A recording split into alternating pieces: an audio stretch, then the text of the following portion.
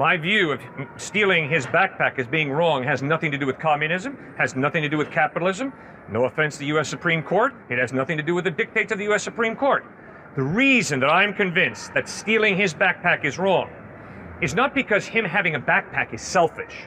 Rather, he's a human being created in the image of God, which means he has dignity. Because he has dignity, I need to respect him.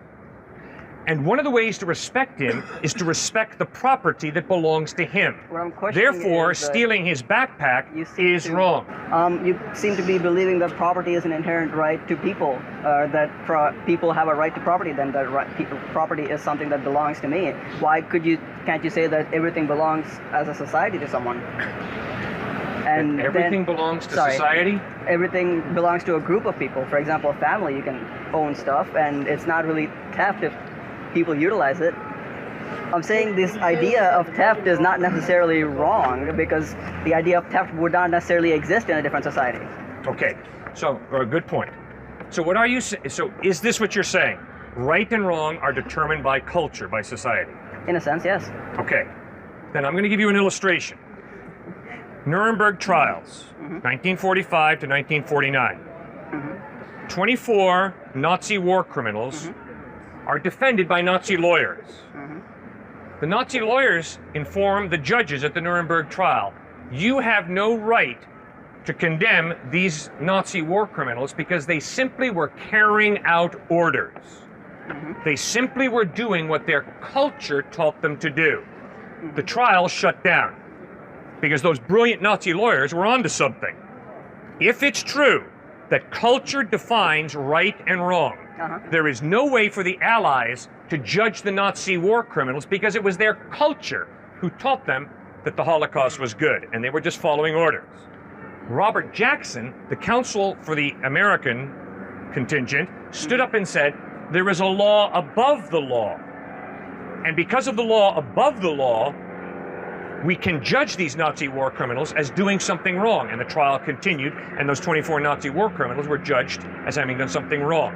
Right. Does that make sense to you? Yeah, that makes sense, except that I disagree that just because someone else culturally believes that what they think is right does not necessarily entitle them to do whatever it is they want, in the sense that, for example, I have my beliefs, and as a society, the United States has a set of beliefs, and if they're not willing to carry out these beliefs because other culture, for example, the Nazis killing the Jews, is still deemed wrong in our culture, and as such, we punish them based on what our beliefs are of right and wrong, not what their beliefs are, because if we always assume that what they think is right, then we won't be able to get anywhere. But as a society, we agreed that killing the Jews is wrong, and as such, we punish them. But Robert Jackson's whole argument was there is a law above a nation's law, there is a law above a cultural law, and that law obviously rests in the existence of God. Because the only way there can be a law above a cultural law is if there is some type of mind prior to the human mind that creates and defines right and wrong. And I'm saying that that natural above law is unnecessary. And I don't see why it's necessary to judge these people. They, in your belief, okay, the people who are punishing are the ones who have been put into authority by society, and society as a whole decided that that is wrong. And as such, we decide to judge them based on what we decided is right or wrong. And how does that necessitate a higher law? My experience is that people can follow their conscience instead of following their culture. And we have the utmost respect for people who follow their conscience, which ties them into a law above the law, and they critique their culture. And we have the utmost respect for those people, don't we? Our laws and even though I guess you can say culture, but our Constitution, for example, was an intellectual effort, not some kind of just saying, I'm going to appeal to this natural law concept. It's intellectual effort to say, this is what I believe, using my own conscience, is right, and I'm going to write it down on paper and make it the supreme law of the land. And that is what we decide to follow, consciously, not based on culture. You don't think the U.S. Constitution was based on natural law and divine law? That's what they claim, technically, yeah, but it does not mean there's not a conscious effort. Oh, it was definitely a conscious effort. Absolutely. So what was your response to the reason for not your argument for the natural law existing? I said that it doesn't need to be there, and you seem to be thinking that it does. I think every one of us here understands from the illustration that I gave from Nuremberg that indeed there is a law above the cultural law. If my culture says that black people are 3/5 the value of white people, I can follow my conscience and I can follow my reason and figure out that no, that's an unjust law. That was Dr. Martin Luther King's argument in his letter from a Birmingham jail in Alabama. He wrote to the white Christian ministers in Birmingham, Alabama, and he said, guess what, fellas? The law of the land that you are commanding me to follow, that black boys sit at the back of the bus, that black folk have to drink from different water fountains, well, guess what?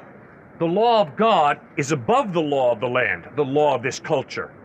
And you guys as Christian ministers, even though you're white, should realize that those laws are racist and they're wrong. So from his prison cell in Birmingham, Alabama, Dr. Martin Luther King was appealing to a law above the law of the culture, the law of the land. And I think that makes a ton of sense if all of us here are willing to think about it. Guess what, guys? The only way there can be a law above the cultural law is if there is some type of God who creates and defines that value of justice that that law expresses. So what you're saying is that by using my conscience, I'm somehow going to arrive at this natural law? Correct. And how is that different from saying that is simply my reason dictating what I decided to be just and not necessarily written by God? Well, you can do that, but I don't think you can live it out. Because if you're going to live out what you say you believe, you're going to have to acknowledge that if I steal his backpack or if I make a racial slur against you, that's not wrong in any absolute sense. Maybe it's wrong from your perspective, but obviously from my perspective, it's right.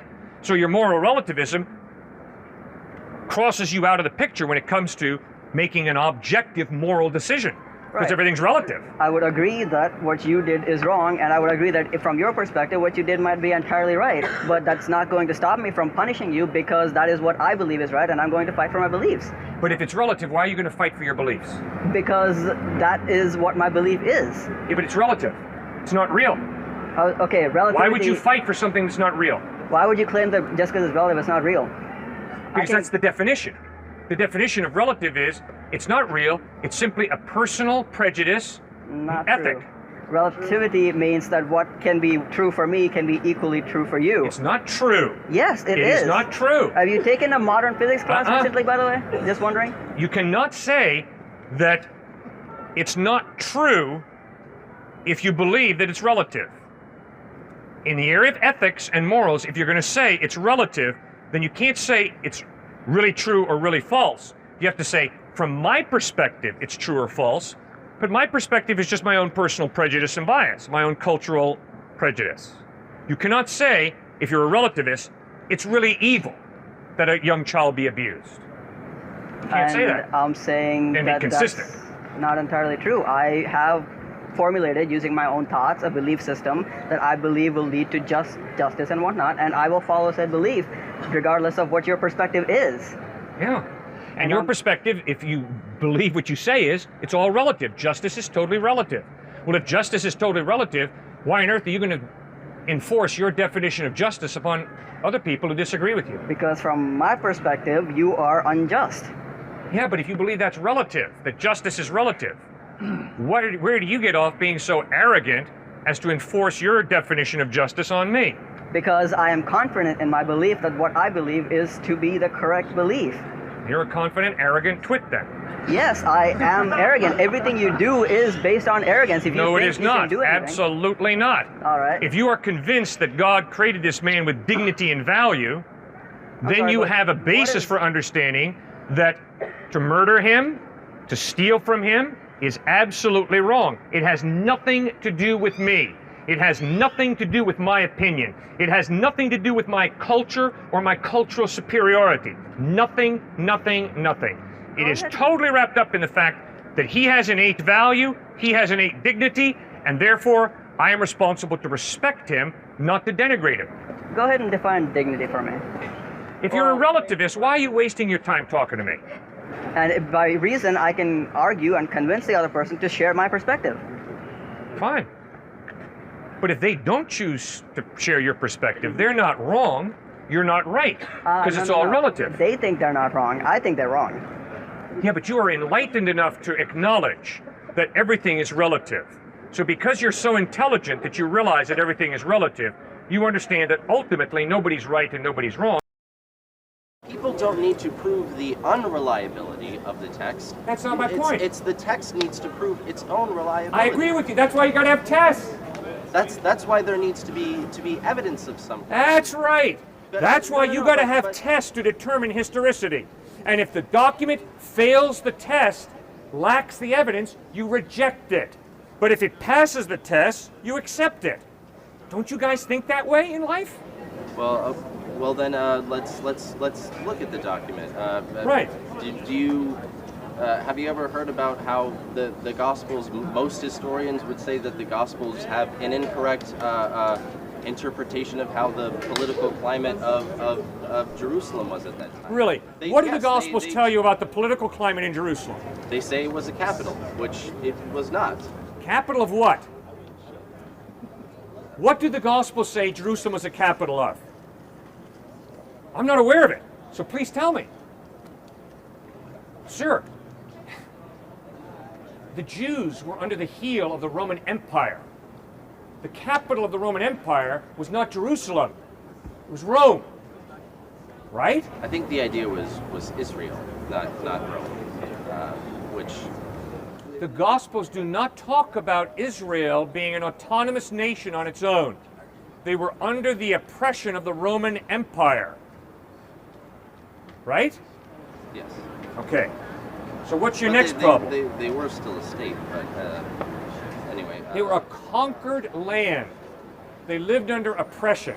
Well, so we fundamentally disagree on history, and that's No, we fine. don't. Yes, we do. No, I would say you have a major vacuum. I would say that I need to be convinced a little bit, Margaret. That's All I'm asking you to do is put together tests that you use consistently to determine historicity. If you have a problem, and I don't blame you, you should have a problem with whether the New Testament is reliable historically or not. Living in this environment that you do, reading the magazines you do, you better have a problem. You better not just blindly say, oh, I trust the Gospels to give me accurate information. Now, what's the next step? When you got problems with historicity, you better put together some reasonable tests that you use consistently to determine historicity. That's intellectual honesty. That's doing your homework. what is your solution to an unbiased position then? The solution is we all have biases. We all have biases. Now, an honest intellectual is someone who seeks to be as objective as they are able to be, which means you better start by acknowledging your biases, and I better start by acknowledging my biases. Then you put together realistic tests that you use to determine truth. And then you start going through the options, finding out, does the evidence point to this being reliable or does it not? It's that simple. And that is what I would say most historians do. People often try and say that secularism is innately a biased starting point to look at things like science or history, and I've never understood that, because secularism by definition is lack of belief. If it's not even atheism. Secularism is you don't take into account any form of religious or worldview beliefs when you look at evidential information. And Sir, that is such a crock, it's scary. I was at Stanford, in a room packed with Stanford University faculty. And I looked all of them in the face and I said, you know, there's something I don't agree with you guys on, and that you're just purely objective. You know just as well as I do that you have your presuppositions the same way I got my presuppositions. And this myth of being totally objective, and I'm just a secular person without any beliefs, is a total lie. They all just sat there. But I really respect two of them. They followed me out and took me into the kitchen, and they grilled me and they smashed my head with a lot of hard arguments. And I loved those guys. And they totally disagreed with me, but at least they showed their cards. They didn't get behind this myth of total objectivity, total neutrality, and I just sort of don't really believe anything, and I just go by the seat of my pants. Well, no. That's I'm rubbish. not saying that Total these people don't rubbish. have beliefs. They obviously have beliefs. Obviously, we all have beliefs. That's yes, correct. everyone does have a belief, but Yep. that doesn't mean that you have to tackle an issue from the perspective of your belief. Yeah, but I can promise you, if you stand here and say, well, Cliff, the reason I can't accept the Gospels as reliable is because there are a lot of intelligent religion professors and historians who think the Gospels are rubbish, you are a naive, gullible puppy. Those professors have agendas, and you better watch out. I debate them. All right, one of the best known ones is Bart Ehrman, right? He had a New York Times best-selling book, Misquoting Jesus. He's head of the religion department at UNC Chapel Hill. And I debated the guy at Duke. I had lunch with him before our debate.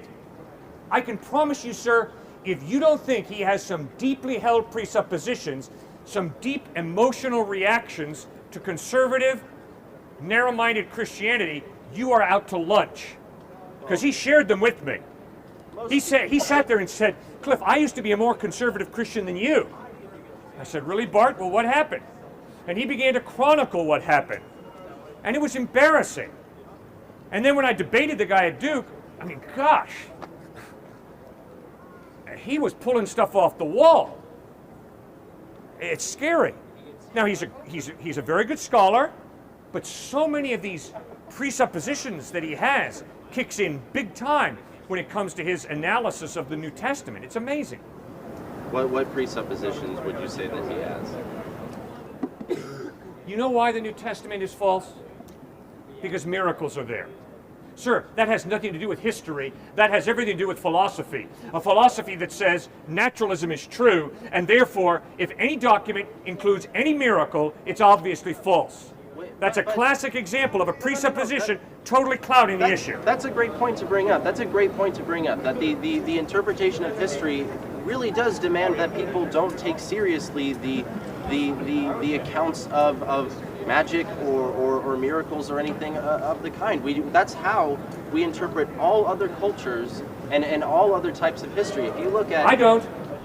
I am totally open to the miraculous. Why? Because there's a supernatural God. And if there's a supernatural God, miracles are not irrational, miracles are possible. Now, obviously some miracles can be false claims, can be trumped up emotionalism, but if there is a supernatural God, it makes total sense for there to be a miracle. No supernatural God, miracles do not happen, obviously. That's, again, you have to have the presupposition that there is a supernatural God in order to even consider. You just have to be open to the possibility. You have to be open to the possibility that if there's a supernatural God, miracles are not irrational. If there is no supernatural God, miracles are stupid. They obviously don't happen. I would say that there's a hypocrisy then to the way that probably even you would look at different historical events. I sincerely doubt that you have taken the claims of the ancient Greeks or any other ancient culture as seriously as you took the miracle or supernatural claims of the Christian religion or the Christian doctrine. I doubt that you've gone into half the detail trying to get around the idea of miracles in other... All right, well then let me tell you what I do. I am convinced that in Hinduism and in Islam, miracles have occurred. I think there's a lot of good solid evidence that miracles have occurred in India, in the context of Hinduism, and in the Arab world within the context of Islam. I think that miracles have occurred. People have written about them, chronicled them. I think they've occurred. And so why are you a Christian and not a Muslim or a Hindu? Because when I study the Gospels, when I study the Quran, and when I study the Vedas and Upanishads, the evidence is that Jesus Christ is reliable in a way that none of the options are. Well, let's go back to the burning question, which is you can only interpret history in this respect if you think that miracles are possible.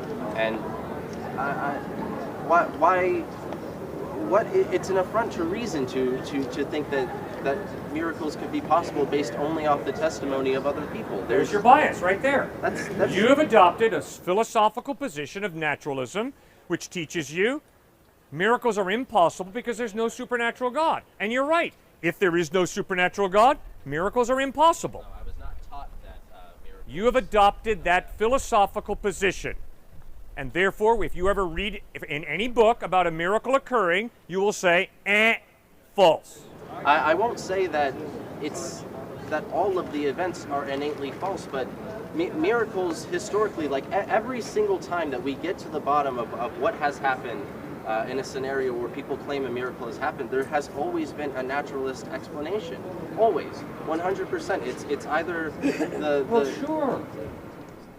You can always say to someone, you are deluded. You are hallucinating.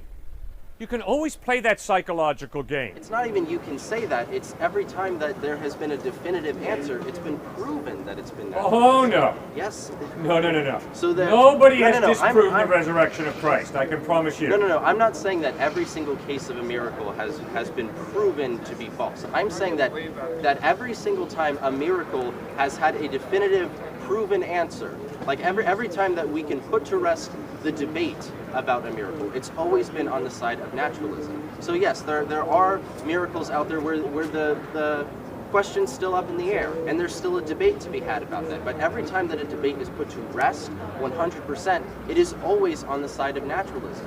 A perfect example would be like Pentecostal churches. There was a huge debate about, there was this one Pentecostal church that they'd have people that would come into the audience, and the pastor would be up there and he'd say, oh, well, there's someone in here who has a tumor on their back and they need healing, and the person would stand up and say, yes, it was me.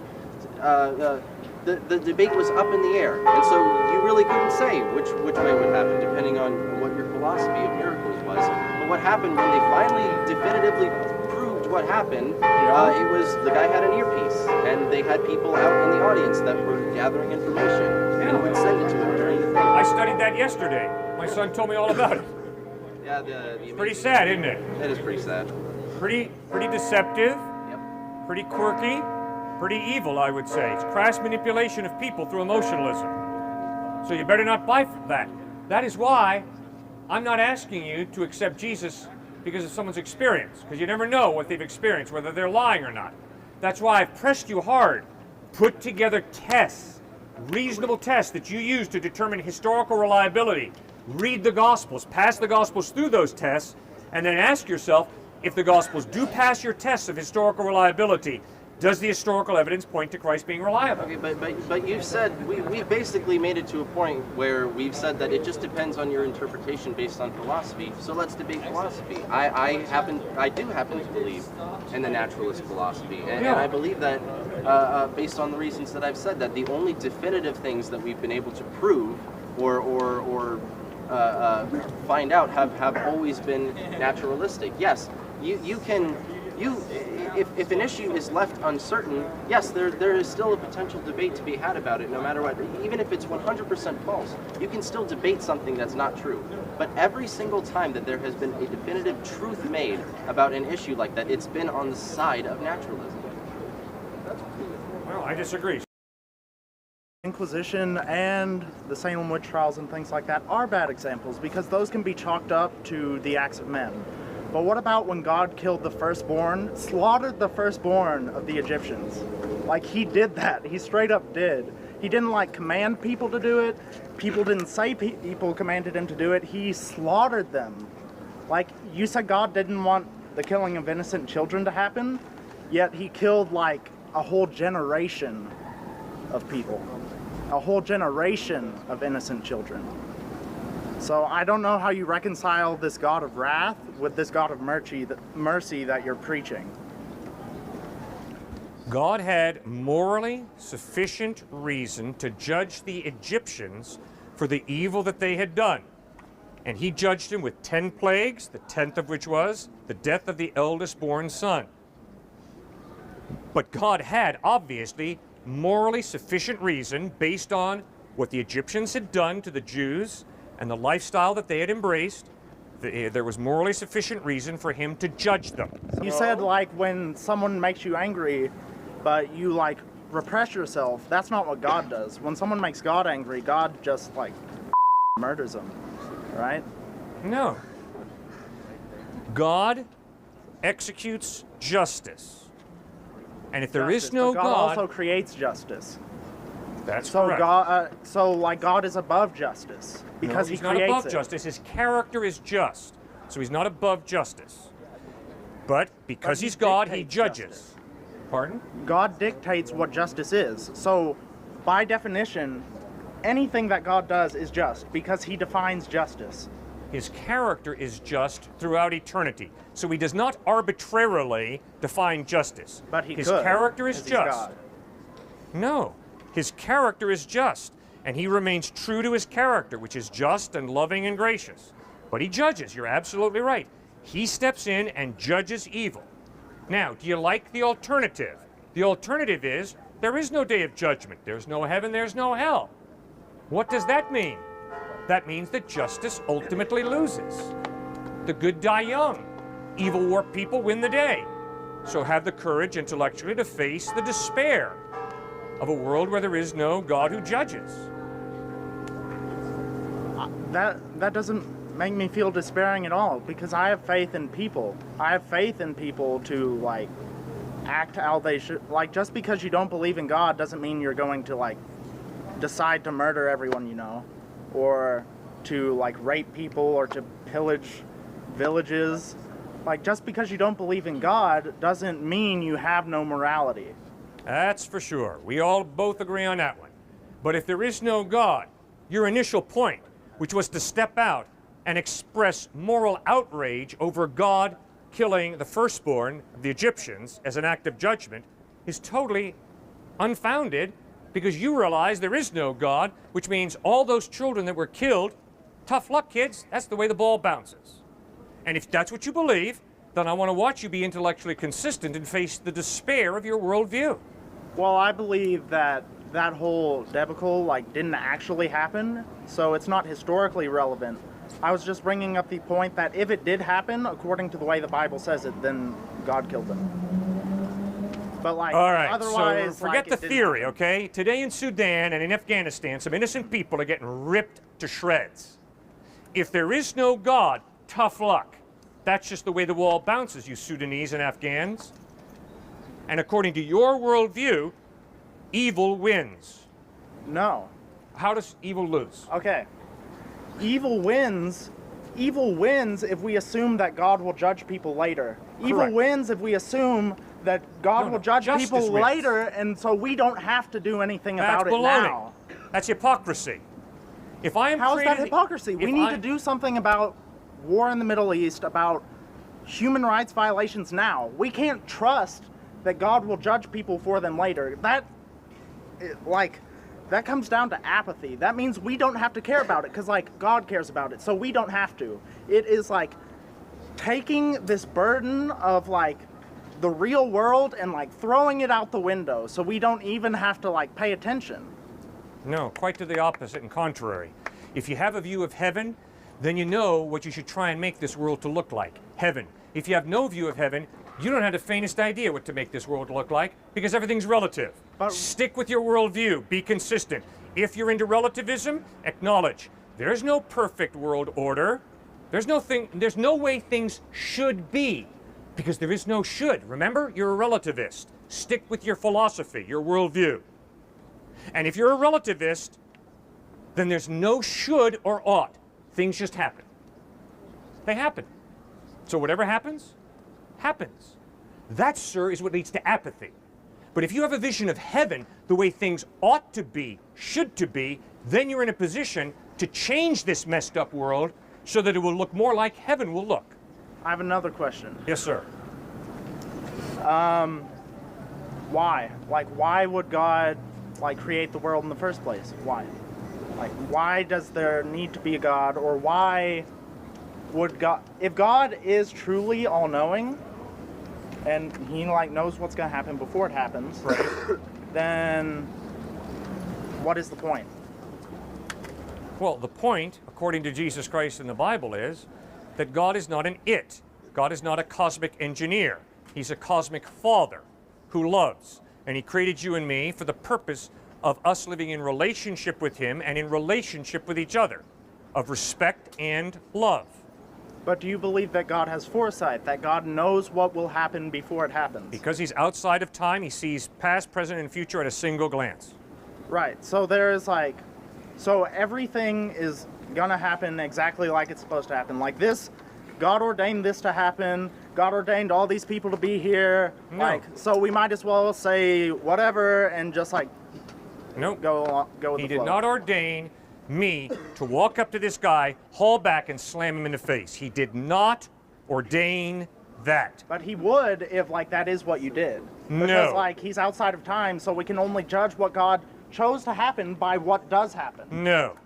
He chose to limit his power by giving me a free will.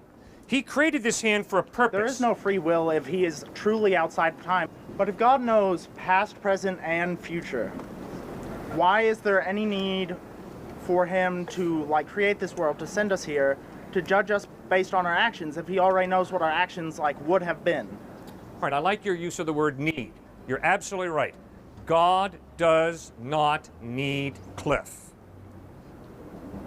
But God has chosen to love me and to give me a gift of life because he chose to, because he delights in love. And he created me to love him and to love others. And love is not bald in Hollywood. Love is very clearly a decision to work for the well-being of the other person. Okay, but if God's one purpose was to create beings that loved him, then why would he give them free will? Why would he not just create beings that loved him, like, unconditionally? Great They had no question. choice. Because it's impossible to love if you're not free. That is why the MIT student who dates his computer is a very sad individual. Very sad. You have to have a free will in order to love. You take the free will away from a person. If you tried to take the free will away from one of my three boys, I'd be all over you like a wet blanket. Why? Because if you take the free will away from a person, you are stripping them of a big part of their humanity, their free will. That's called brainwashing, right?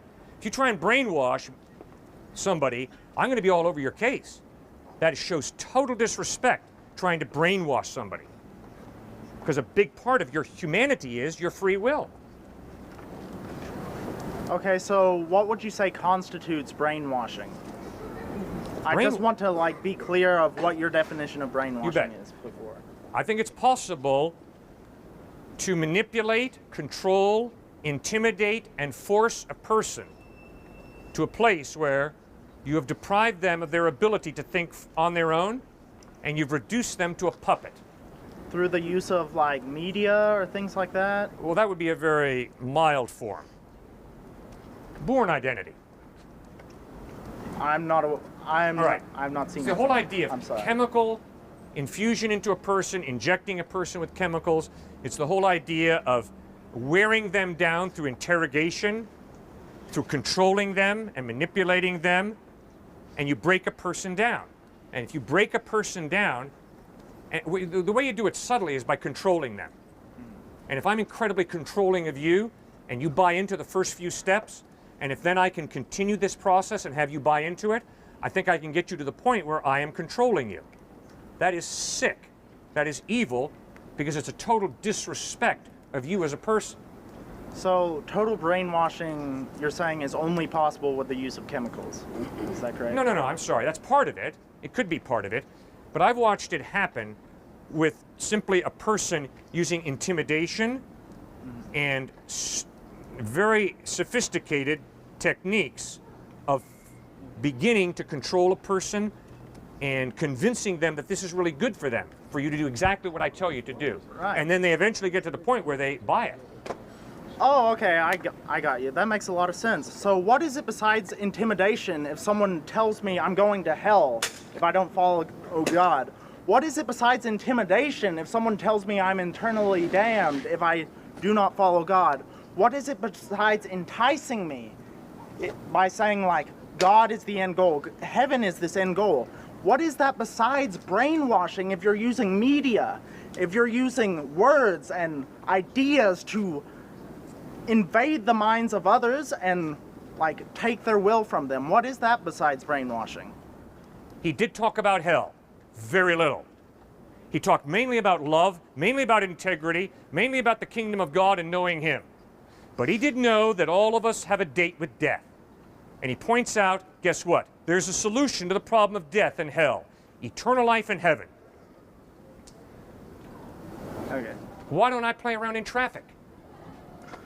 Not because someone's intimidated me, but because I know that if I end up on the bumper of a Mack truck, it's going to end my life abruptly.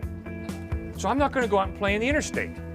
Not because I'm scared beyond my ability to think. No, it's because I'm thinking. And I say, you know something? I want to live. I don't want to end up on the bumper of a truck. So I'm not going to go around playing, on the interstate. Okay. All right? Thank you so much, man. A little bit of effort on the part of God to guide me away from this in his loving manner. Why were the people who were alive when Jesus was around? Why did they get miracles? Why doesn't anyone else? And that was only one part of the world. So many people. Those people needed miracles to be able to find Jesus, but no one else did. No one else deserved that same, basically, like here we are. Here's Jesus going around. He clearly has God's power, God's grace, but no one else needs to see this. Was their free will taken away by Jesus showing up and performing miracles and giving teachings personally? Well, did they have less free will than us? Obviously, all those people who saw the miracles of Christ, every single one of them doubted. All of the apostles ran away from Christ when he was arrested in the Garden of Gethsemane. One of his 12 closest friends, Judas Iscariot, betrayed him for 30 pieces of silver. Peter denied knowing him 3 times. So obviously, we all struggle with doubt. Now the question is, what do you do with your doubt? Do you let your doubt harden into unbelief? Or do you continue to pursue the evidence, continue to cry out to God on a subjective level as well as objectively looking at the evidence, and seek then to grow in faith in him? Or is there a better option? And obviously, if there's a better option than Christ, I, for one, am interested. If Christ is not the truth, then I want to follow the truth. But you see, I have found that the best reason to believe in Jesus Christ is because the evidence is he's the truth. And I don't want to believe a lie. I don't want to live in fantasy land. So if there is a better option to Jesus, I want to know it. So please tell me. Better option for what? More trustworthy, more in touch with reality, more in touch with truth than Christ. Then I want to follow him. I don't want to follow a lie. May I suggest checking out some comic books at a comic book store? The Superman comics have just as much legitimacy as the Bible. They were written by people about a person with superpowers. The Superman comic books that you buy in a store, yes, are obviously legends, fairy tale, mythology. The Gospels are obviously historical narrative. Jesus is not Iron Man. Jesus is not Superman. Jesus was a real historical person who lived, taught, died, and rose from the dead. And where is your historical evidence for that over other fairy tales? Why, for example, is Thor a fairy tale, but Jesus not? When you read comic books, you will study the literary style and realize this is make-believe. When you read the New Testament Gospels, and when you read the Quran, and when you read the teachings of Siddhartha Gautama Buddha, you'll begin to understand this is historical teaching and individuals. If anybody comes up to me and say, hey, you know, man, Buddha was a myth. Buddha's like Iron Man or Superman. I'm going to say, I'm sorry. The overwhelming historical evidence is Siddhartha Gautama Buddha was a real historical person. And if anybody comes up to me and says, oh yeah, Muhammad is a myth, an Arabian Nights myth, I'm going to say, I'm sorry.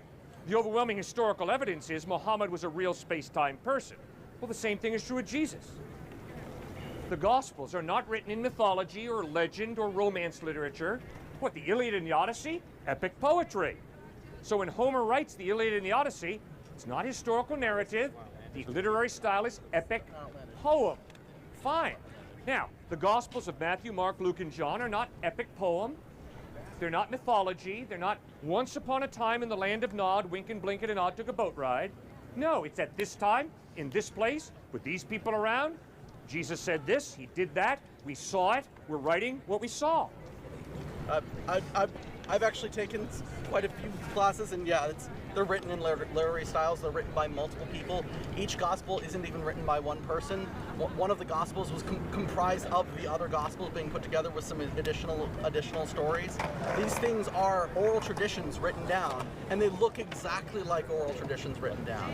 They don't look like historical evidence. Well, of course they were first oral traditions, because the eyewitnesses of Christ first spoke about Christ. They didn't write a gospel right as they're watching Christ die on a cross. They didn't have their pens and paper out, guys. Obviously, there was an oral tradition, and then that oral tradition was written down But that in the doesn't form make of it Matthew, history. Mark, Luke, and John. That doesn't- Obviously, that's true. That doesn't make it history. No, I know it doesn't make it history, but it's an important point when you're pursuing historical knowledge. Now, just listen to the Gospel of Luke. The Gospel of Luke is crystal clear. It's the literary style of historical narrative. It could not be any more clear. Luke begins the Gospel of Luke by writing the following words. Many have undertaken to draw up an account of the things that have been fulfilled among us, just as they were handed down to us by those who from the first were eyewitnesses and servants of the word.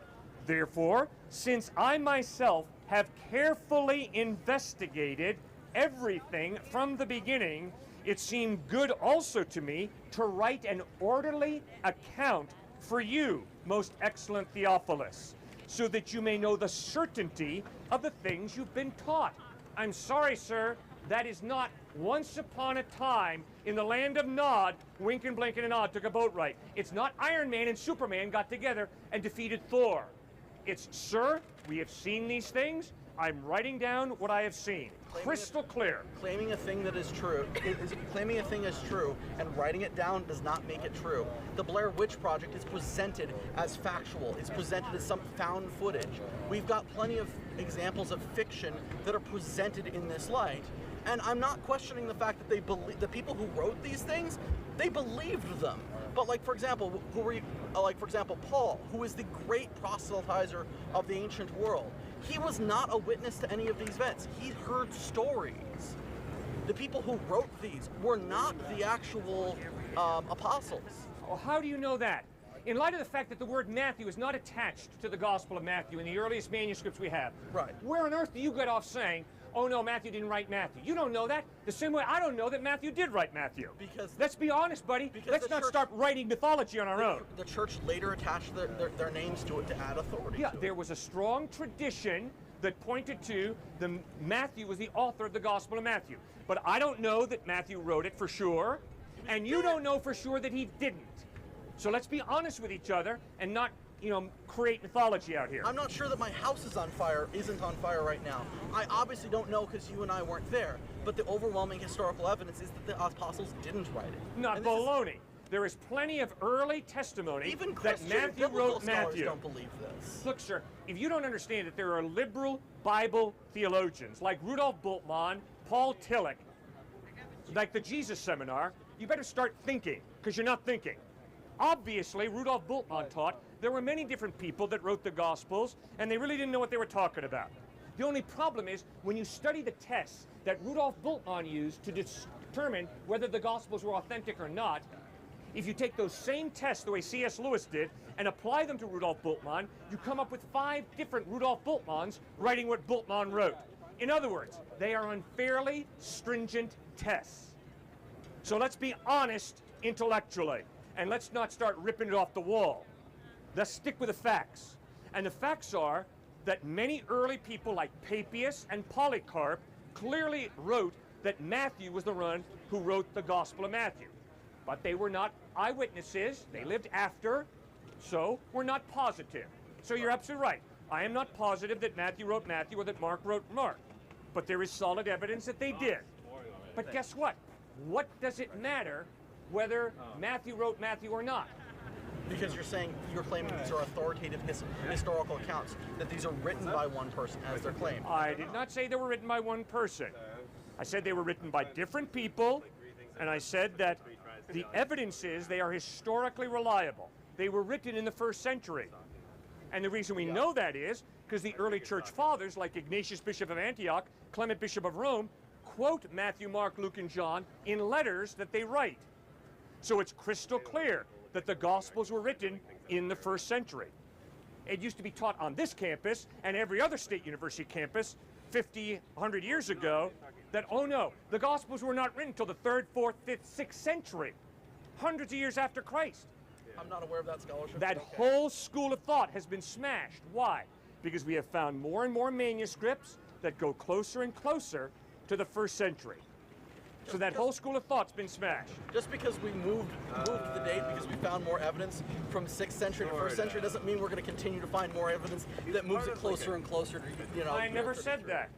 I said that the evidence we have today clearly points to the Gospels being written in the 1st century. We have a very reliable historical record of Jesus of Nazareth.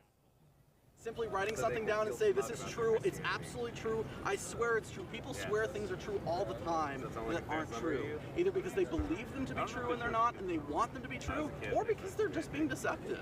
I'm sorry. Matthew, John died for what they claim to have seen. The dead Christ risen from the dead. People die all the time for Not things for that a we know lie. are true. You're right. People die all the time for their belief.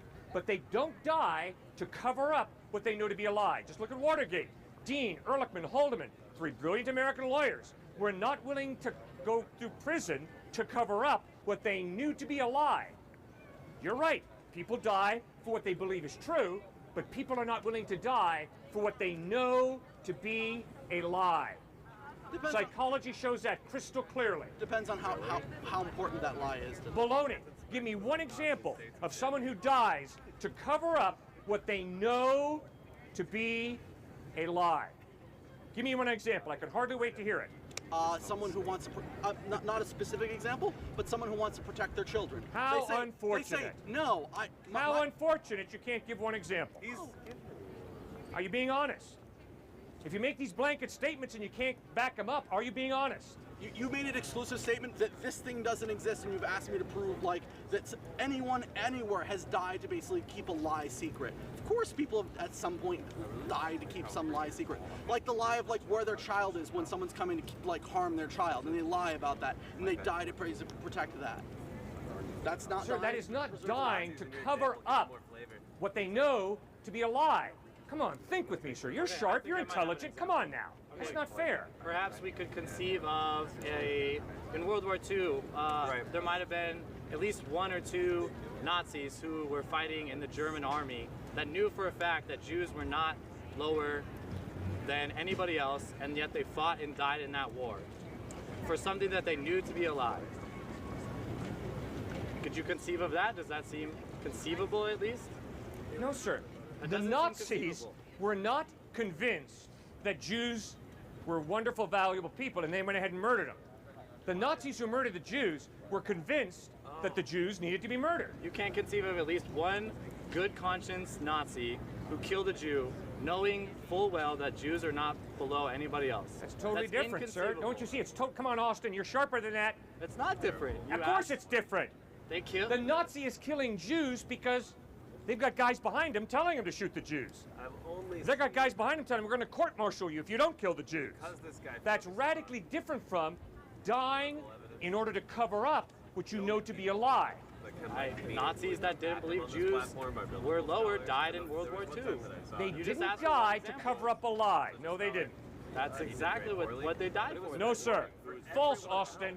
And Austin, that's been my point to you. You're sharp, you're intelligent, but you step into some deep pits that really make me question what's really driving you, Austin. There is no comparison between a Japanese soldier dying for Japan as opposed to an eyewitness of Christ rising from the dead, standing before a Roman soldier, and the Roman soldier says, say Caesar is Lord and live, or else maintain that your Jesus is risen from the dead and we'll kill you for it. And the guy says inside, well, I know Jesus didn't rise from the dead, I never saw him, but I'm going to die to perpetuate the lie. Come on, Austin, think. It's crystal clear there's a difference. God, at a certain time in history, used the Jewish people to judge the Canaanites, to judge the Egyptians, and then a few hundred years later, he used the Assyrians and the Babylonians to judge the Jews. You worship a God that works through people through killing people. At times, yes. Okay. And I hope that you are very angry if someone rapes your sister or if someone harms or destroys someone you love. I hope you are genuinely angry. There is such a thing as righteous indignation over the sex trafficking of children. And then you kill them? No, you're angry. And then you have to think through, how am I going to respond? If this guy comes up to him and knifes him, and I say, so what? Whatever. I don't love him. If I love him and he comes up and knifes him, I will seek to physically stop him from thrusting the knife in a second time. If I say, I don't care, then I am so self-absorbed that I don't really care about him, I really don't love him. God is angry, not in spite of the fact that he loves us. He's angry because he loves us, and we destroy each other or we destroy ourselves. That's why God is angry. And to judge those people for not subscribing to because he's God, he is allowed to kill those that he loves. He kills them because he loves them. But they No, don't he doesn't act. kill them because he loves them. That's not what I said. Come on, you guys, you're better than that. Think. Listen. Let's go back and forth and have a dialogue. I never said God kills people because he loves them. Why did he kill them? Because they destroyed other people. Why did he care? Why did he not let Because them he go loves. free? Because he loves people who get destroyed. Them. He judges people who destroy other people. It's that simple. What does he love? He loves the people that they're destroying. He killed 3,000 of them. It was men, No. women, children, and neighbors, Cliff. He killed those people because they had done evil. He judged them. What evil did they do, Cliff? The Jewish people began to sacrifice their babies in imitation of the Canaanites, who sacrificed their babies to Moloch, to Baal. And so the Jews began to copy their neighbors, the Canaanites, and began to sacrifice their babies as an act of worship. God judged them for that. Secondly, the Jews, in imitation of the Canaanites, the Midianites, the Hittites, and all the other tites, began to say that if you really want to know God, you have sex with a temple prostitute. God judged the Jews for following the Canaanites' example of temple prostitution and sacrificing babies. And That's why they got judged. Those are the two reasons they were judged and murdered, or I guess let's use the word killed because But that sounds he nicer. killed the Canaanites. In the book of Exodus. That's exactly right. He killed the Canaanites But he for the killed same Jews, reason. too. I have like two questions. When was the first record of the Bible? Like the first historical record of Christianity. What date was that? Okay. So I just Talk like a more. date. What are you looking for? Just the first record of Christianity. What date? All right. One of my favorite books in the New Testament is 1 Corinthians. Is there just a date? 1 Corinthians was written 50, 51, 52 AD, somewhere right around there. What do you say about the validity of Christianity based on the time frame of other religions? Because in my basic knowledge, I know Hinduism was established about 3,000 years before Christ, or the changeover. So that's 3,000 years of time that religion has been around. We've only been around with Christianity for 2,000 years. That means Hinduism is somewhere around 5,000 years old, and their principles are a lot different than Christianity. What do you believe about the validity of Christianity based on this religion that's much more established than us, than Christianity? First point is, I never have argued that Jesus Christ is true because faith in him has been around for 2,000 years. Instead, when I look for truth, I really don't care how long or how old the religion is or a philosophy or whatever, or an economic system or whatever. Yeah. Truth is not determined by how old is it. Second point, though, that I think really gets to your issue is, the Bible insists that there are going to be a lot of people in heaven who never heard the word Jesus Christ. You're making a great point, which is God loves us and he's been reaching out to us for thousands of years. Long before Jesus ever was born, God by his Spirit was reaching out, drawing people to himself, and the Old Testament gives us a partial record of that. In that case then, what if Hinduism's closer to the teaching of God than Christianity? Good What question. if Christianity is a more morphed Yeah. humanistic view of Right. the basic principles that Hinduism taught? You bet. Well, there's only one way I know to answer that question. You better read the Vedas, Upanishads, and Bhagavad Gita, and you better read the New Testament Gospels, and you better ask yourself, does the evidence point to the avatars of Hinduism being more reliable, or does the evidence of his life, teachings, death, and resurrection point to Jesus Christ being more reliable? And then you got to make your decision. It's the only way I know for you. You can decide honestly. You got to read this stuff. And I can promise you, after reading the Upanishads and Vedas and Bhagavad Gita myself, I cannot put my faith in Hinduism. Why is that? Thanks for asking. Can one of you come out here? I got it. The stick man, all right. All right. According to Hinduism, this is part of God, this is part of God, right? Everything is part of God, including this, right? That's monism. Monism is the basis of Hinduism, which is everything is one, everything is part of God. Okay, I'm with him so far, but watch. Haul back, hit him as hard as I can. All right? What just happened? God hit God? Thank you. We are communicating here. What just happened, according to Hinduism, is part of God just hit part of God, which means there is no basis for justice. There's no basis for ethics. If everything is part of God, that means good is part of God, evil's part of God, apathy is part of God, everything's part of God. It just is. Gandhi understood the fallacy of Hinduism. Gandhi got his understanding that the caste system in India was wrong. Not from Hinduism, obviously. He got it from the Sermon on the Mount, where Jesus teaches that there is a being separate from him and me, God the Creator.